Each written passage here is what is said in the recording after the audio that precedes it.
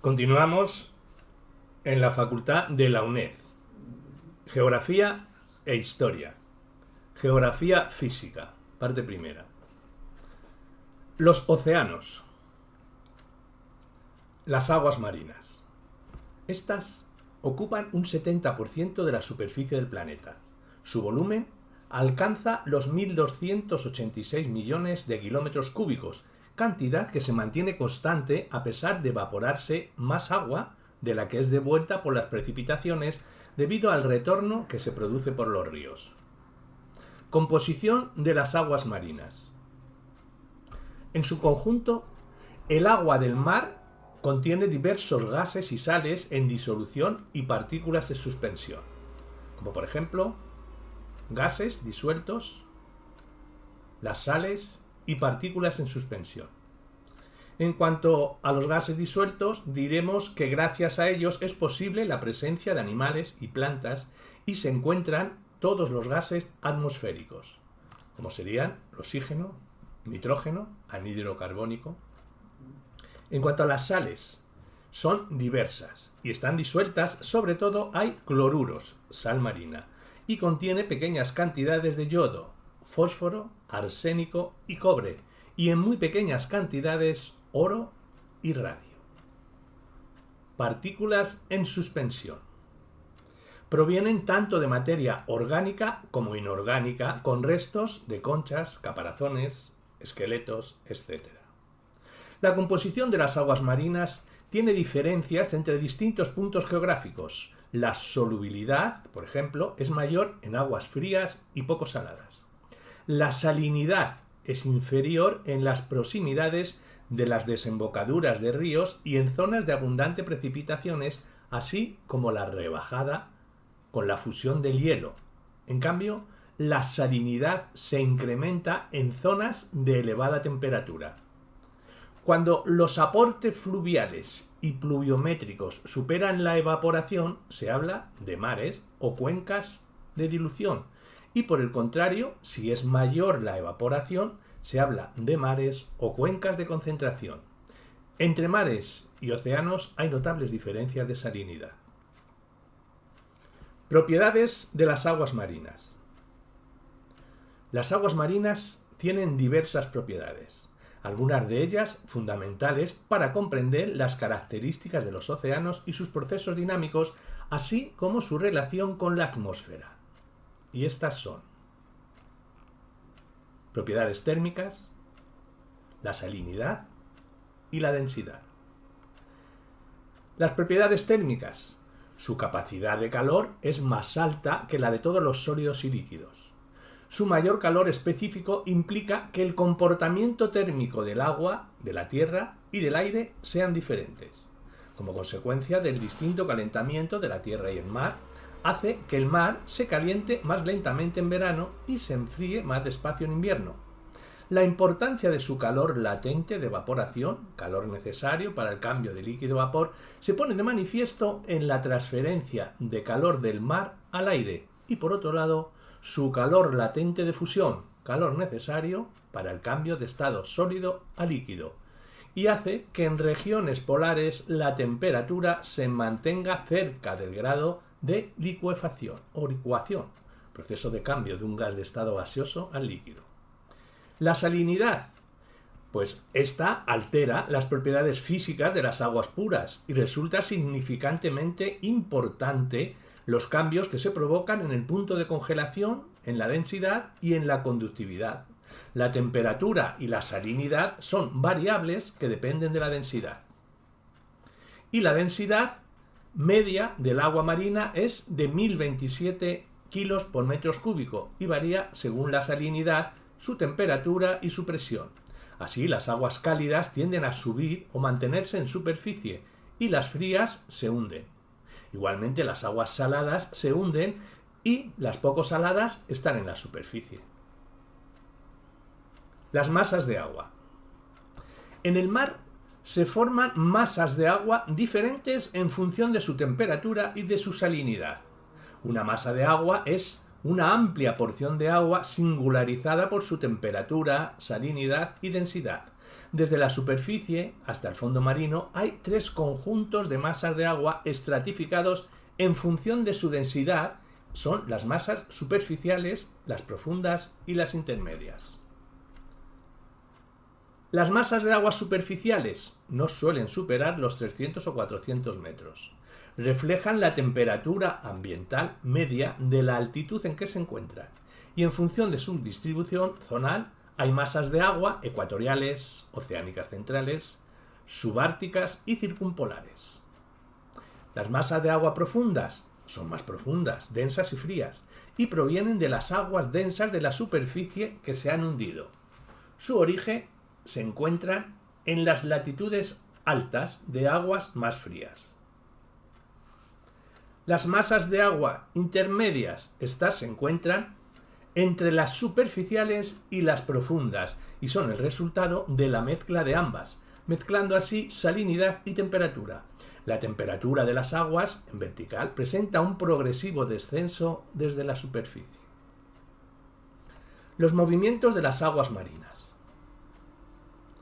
El desplazamiento de las aguas marinas pueden realizarse tanto en sentido horizontal como en sentido vertical, de modo que según el factor que los origina podemos diferenciar movimientos de equilibrio, movimientos de origen cósmico, movimientos eustáticos y tectónicos y movimientos debidos a los vientos. En el estudio de las aguas marinas es fundamental su movilidad, pues repercute en muchos aspectos de la vida terrestre, como por ejemplo el clima, la economía, las costas y la explicación de hechos históricos. Del clima diremos que el movimiento de las aguas marinas reduce los desequilibrios energéticos al ser un mecanismo de redistribución del calor, de zonas excedentes a deficitarias, y es también causante de la diversidad de climas costeros. En cuanto a la economía, hay una influencia sobre la riqueza pesquera, distribución de los bancos de peces y organismos marinos, aguas frías igual a más plancton, y no movilidad, aguas biológicamente muertas. El transporte por la dirección de las corrientes marinas con influencia sobre las rutas comerciales y la vida portuaria, por la amplitud de las mareas. De las costas diremos que afectan su morfología y ocasionan sucesos devastadores episódicos, maremotos. Y la explicación de hechos históricos son como las rutas migratorias del pasado e influencia futura de los vertidos. El movimiento de las aguas marinas puede realizarse en sentido horizontal y vertical, como resultado de distintos hechos, entre los que destacan los vientos, la evaporación y enfriamiento, la atracción Tierra-Luna-Sol y los movimientos sísmicos. Los vientos son los que dan lugar a las olas, corrientes de superficie y movimientos verticales de convergencia o divergencia. En cuanto a la evaporación y enfriamiento, esto da lugar a variaciones en la densidad con los consiguientes movimientos de equilibrio.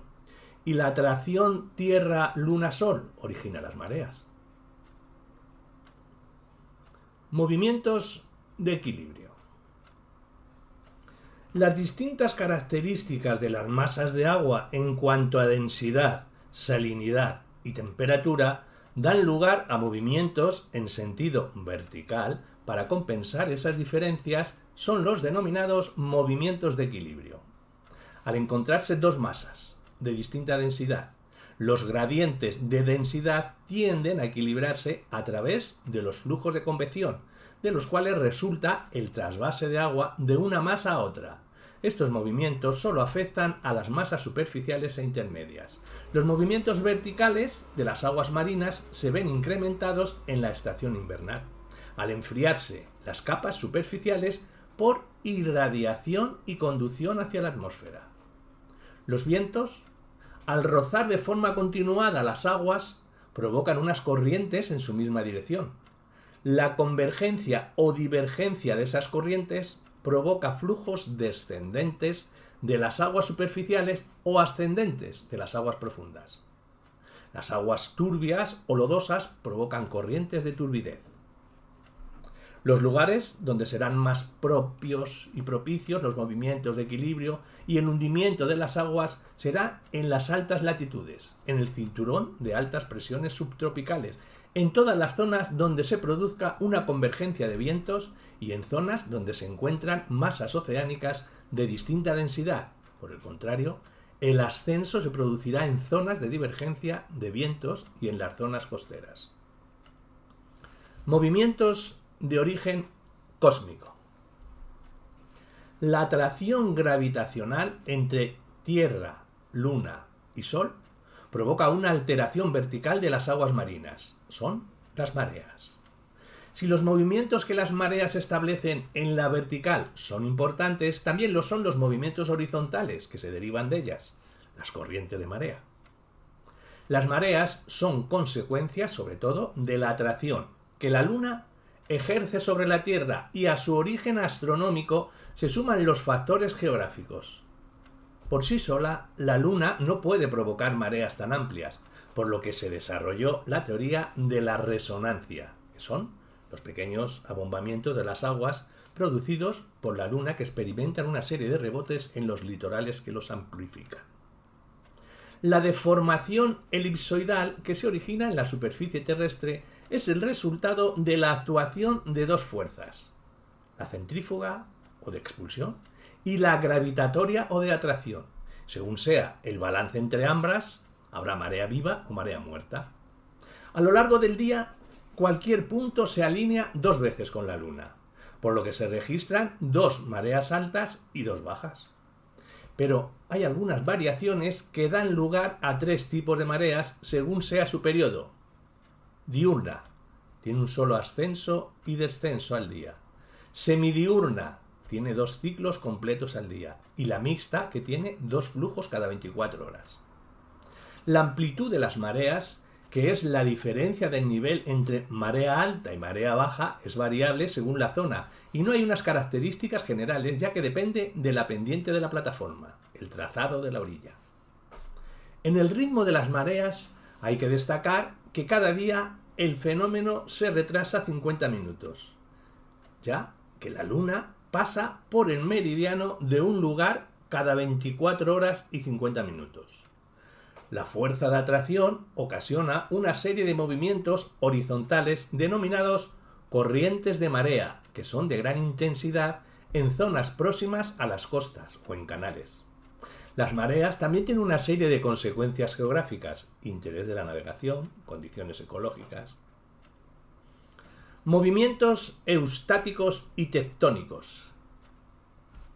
El nivel del mar presenta también cambios continuos que dan lugar a lentas fluctuaciones en el tiempo. Estas variaciones pueden ser debidos a movimientos ascendentes o descendentes del océano, del alcance mundial, movimientos eustáticos, o de la Tierra, movimientos tectónicos, de alcance más reducido. Los movimientos eustáticos se producen por distintos hechos. Nombrémoslos: variaciones de temperatura, cambios de tamaño y forma de las cuencas, y por la aportación de aguas juveniles. En cuanto a las variaciones de temperatura de los movimientos eustáticos, diremos que el intenso frío hace que los glaciares retengan más agua, con lo que el nivel del mar baja, al contrario que con las altas temperaturas, que hace que se funda el hielo y suba el nivel del mar. En cuanto a los movimientos eustáticos del cambio de tamaño y forma de las cuencas, esto es debido a los continuos flujos de depósitos del fondo de los océanos. Movimientos debidos a los vientos. La energía del aire circulante se traduce en movimientos ondulatorios, las olas marinas, y en movimientos horizontales, las corrientes. Olas u ondas marinas. Las olas son movimientos ondulatorios que se forman en lugares donde soplan fuertes vientos propagándose a grandes distancias. Una vez cesa el viento, se mantiene un tiempo la vibración, produciéndose entonces una sucesión de ondulaciones irregulares, que son las ondas. Las ondas experimentan modificaciones en función del contorno oceánico, de las pendientes y la profundidad de las playas. También hay otros factores que pueden producir olas, como erupciones volcánicas, terremotos. La diferencia entre olas y ondas, pues las olas varían según la acción del viento sobre la superficie en función de su velocidad, duración y amplitud en mar abierto. La formación de las olas comienza con los primeros rizos y si el viento se mantiene, el agua se apila en crestas, de forma que la cara levantada de cada rizo presenta mayor superficie al viento. Un mar es el complejo resultando de la intensidad y dirección del viento variable y de la combinación de las olas en distintos modelos en cuanto a dirección, longitud y amplitud de onda. Las ondas libres de movimiento ondulatorio son el resultado del movimiento del agua, que describe órbitas para volver a la vertical. Según se alejan de su lugar de origen, se modifican las crestas, se hacen más bajas y redondeadas de forma más simétrica y se mueven en trenes de periodo y altura similar. Con este aspecto se llama marejada o a veces mar gruesa y pueden transmitirse a miles de kilómetros. Modificación de las olas en las costas, acción erosiva. Toda esta configuración varía al acercarse a la costa, donde ejercen una acción erosiva. Experimenta modificaciones en función del contorno de los fondos oceánicos, de las pendientes de las playas, del trazado de las costas y de la profundidad de la plataforma. La menor profundidad del fondo produce el rompimiento de las olas. Se produce cuando la profundidad es menor de media longitud de onda, o es de 1,3 veces la altura de la onda, ya que el movimiento no puede realizar su órbita circular, se transforma en una elipse. Decrece la longitud de onda. Se eleva el pico de la onda. Aumenta la velocidad de las partículas de la cresta y la ola forma un pico según avanza hacia la costa. El avance de las crestas es más lento cuanto más rápidamente se eleva el fondo. Olas sísmicas. Hay ondas que dependen de otros factores, como las olas sísmicas, producidas por erupciones submarinas, volcanes, deslizamientos de tierra o terremotos que producen olas de fondo de devastadoras repercusiones en las costas en forma de maremotos. También hay olas provocadas por el hombre a consecuencia de explosiones nucleares submarinas. Los maremotos no tienen que ver con las mareas, ya que éstas son periódicas y predecibles. Las olas destructivas o tsunamis son impredecibles y pueden alcanzar hasta 30 metros de altura. Hay zonas más propensas a ellas, como las costas mediterráneas, el Caribe y costas occidentales de Asia. Las corrientes superficiales. La circulación general de los vientos, con su acción continuada sobre la superficie oceánica, provoca la circulación de unas corrientes de agua en superficie, que son como grandes ríos que se desplazan de forma constante en la superficie de los océanos. Las corrientes superficiales experimentan modificaciones en función de la naturaleza del viento en cada momento, del lugar y de la fuerza que ejerce sobre las aguas, de forma que las corrientes oceánicas presentan una gran movilidad de un día a otro. Hay dos tipos: las que tienen una contrapartida en la circulación general atmosférica y las que son el resultado de la circulación diaria y mensual. Sus características son reflejo de su procedencia, más frías, como las procedentes del oeste, que al chocar con los continentes van hacia el sur, corrientes de Umbro, de Benguela o de Canarias, o cálidas, las que van hacia el norte, corriente de Atlántico Norte.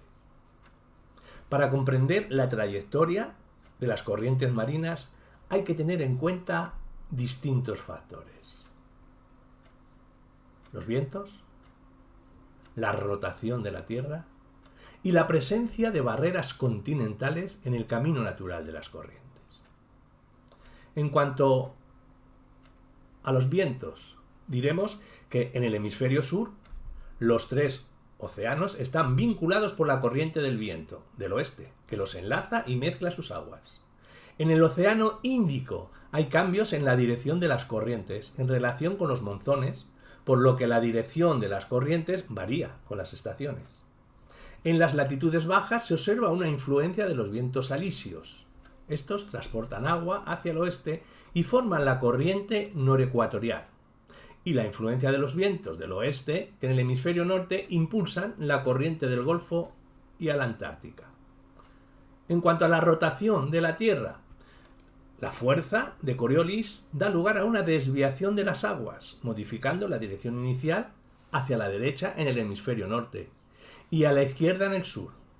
Otro efecto importante es el desplazamiento de los giros circulatorios de las corrientes hacia el oeste y la intensificación de las corrientes en el lado occidental de las cuencas oceánicas. Y en cuanto a la presencia de barreras continentales en el camino natural de las corrientes, diremos que ésta lleva consigo una división lateral de la masa de agua tras su choque y origina lo que se denomina corrientes de descarga pasivas. La presencia de estas barreras y la desviación de corrientes cálidas hacia latitudes más frías hace que se suavicen las temperaturas costeras por la transparencia de calor de las aguas a la atmósfera y viceversa con las corrientes frías. Así, en la zona intertropical, las costas occidentales de los continentes reciben corrientes frías a la altura de los trópicos, por lo que su temperatura es más fresca que en la costa oriental. En la zona templada, en latitudes más bajas, las costas orientales son más cálidas que las occidentales, y en las latitudes templadas sucede lo contrario. Y las zonas polares tienen las costas occidentales con temperaturas más suaves que las orientales, que están afectadas por corrientes frías derivadas del Ártico. Movimientos de compensación.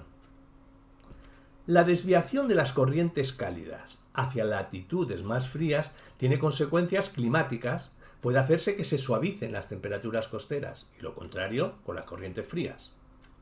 Las temperaturas costeras varían dentro de una misma latitud en función de la proximidad de una corriente fría o cálida. Nombraríamos la zona intertropical, la zona templada y las zonas polares. La zona intertropical, las costas occidentales reciben corrientes frías, con lo que su temperatura es más fresca que en las costas orientales. En la zona templada, en latitudes bajas, las costas orientales son más cálidas que las occidentales, mientras que en latitudes más altas sucede lo contrario, en función de las corrientes que las afectan. Y en cuanto a las zonas polares, las costas occidentales tienen temperaturas más suaves que las orientales, afectadas por las corrientes frías derivadas del océano Ártico. En general, en latitudes bajas y media predominan las corrientes de impulsión, derivadas del viento, mientras que en las altas latitudes la situación es más compleja, adquiriendo gran importancia las corrientes de descarga. Entre las principales corrientes cálidas destacan en el hemisferio norte, Curosivo, Ecuatorial Septentrional, Florida, Atlántico Norte, Guinea y contracorriente ecuatorial. En el hemisferio sur, Ecuatorial Meridional, del viento del oeste en el Pacífico, Brasil y Aguras. Dentro de las corrientes frías están en el hemisferio norte, Pacífico Norte, Alaska, California, Labrador y Canarias. Y en el hemisferio sur, Perú, Malvinas, Venezuela y del viento del oeste en el Atlántico e Índico.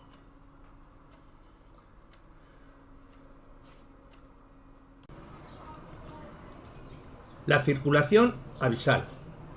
En el océano se produce una circulación en profundidad que es menos conocida y está configurada por corrientes de agua muy frías.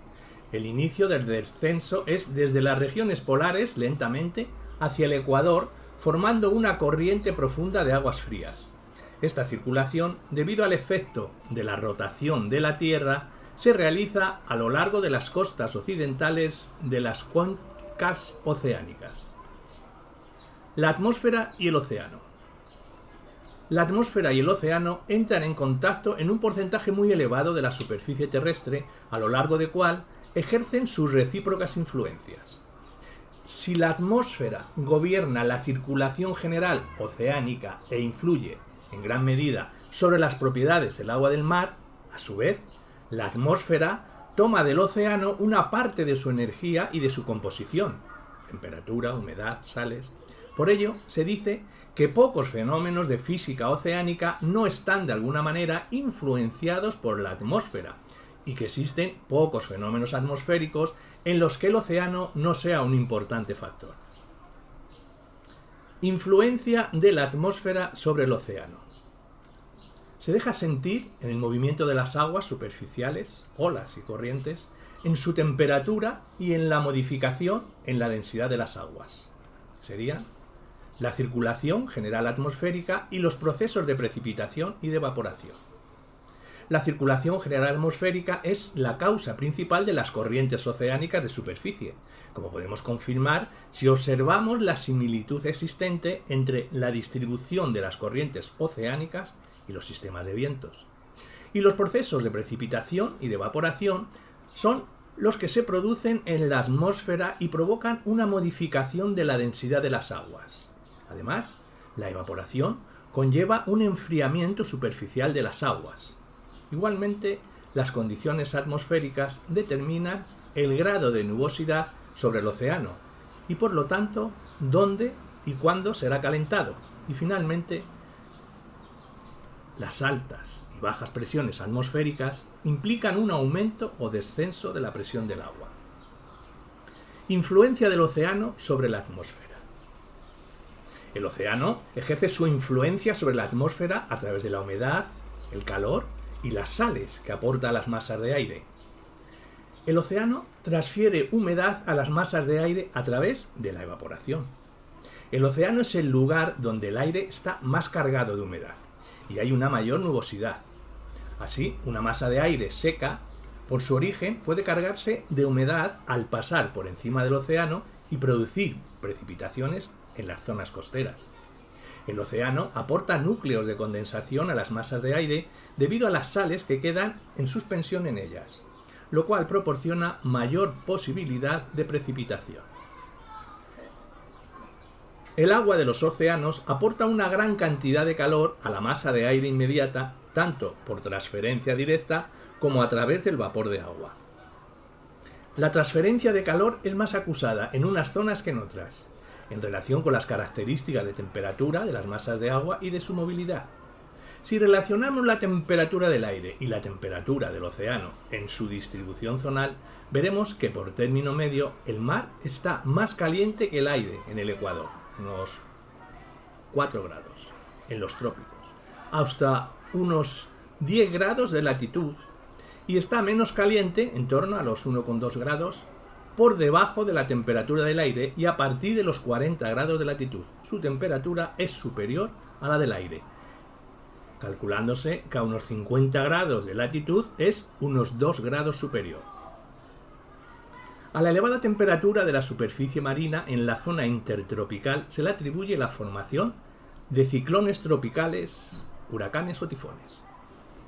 La fuerte turbulencia creada en la masa de aire en contacto con el mar es sustituida en altitud por una divergencia que da origen a una gran ascendencia y a un torbellino violento a nivel del mar. También las aguas frías, cuando el aire está muy caliente, más caliente que el agua, tienen importantes repercusiones debido al proceso de condensación que se produce. Así, el aire se enfría y se satura de vapor de agua. La mayor parte de las nieblas oceánicas se deben a la advección de una masa de aire caliente sobre una fría. Participación de las tierras continentales en la relación atmósfera-océano. El distinto comportamiento de la Tierra y el mar respecto a la insolación repercute sobre la circulación atmosférica, puesto que la Tierra y océano controlan el calentamiento de la atmósfera situada encima de ellos, dando lugar a distintos centros de acción. Asimismo, el efecto de los continentes sobre la trayectoria inicial de las corrientes superficiales tiene importantes repercusiones. Los vientos, en su trayectoria, empujan las aguas contra el continente, las cuales, al chocar contra él, se desvían en sentido norte y sur. Si no existieran barreras continentales, las corrientes se moverían dibujando un gran círculo alrededor de la Tierra, como por ejemplo hacen en el continente antártico.